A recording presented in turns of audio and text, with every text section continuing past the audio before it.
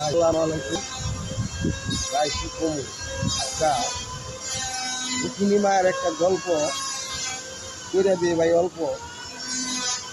আমার জি আপনার সংসারে বিয়া দিছি, মনে করেন আপনার সংসারে বিয়া দিছি, আপনারে জামাইরে আদর যত্ন করতেছি, শ্বশুর শাশুড়িও আদর যত্ন করতেছি, সব কিছুই ঠিক আছে, কিন্তু তারপরেও আমার মা মনির মনে একটা কষ্ট আছে।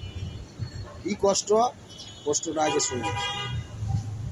জামাই বউ আগুন, সংসারে লাগছে আগুন। এলা আগুনটা কি লেগে লাগছে এটা শুনে। আগুনটা হইল আমার মা সংসারে সর্বদিক দিয়া সুখী, তার ঘরে একটা ছেলে মেয়ে বাবু আল্লাহ দিতেছে না। আচ্ছা, তার ঘরে যে ছেলে মেয়ে দিতেছে না, এটা কি তার দোষ? ছেলে মেয়ে কি আপনি আর আমি বানাইতে পারি না? ওটা একমাত্র আল্লাহর তরফ থেকে আসে, আল্লাহই দান করে। ওটা মানুষের কোনো ক্ষমতা নাই যে মানুষে বানাইব।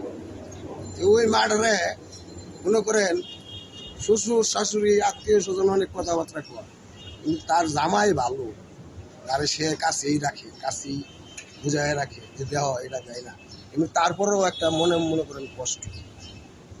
আমি আপনি করে কি কমু বুঝাইতে পারছি কিনা জানি না, ফয়সালা আপনি করে। আসসালামু আলাইকুম।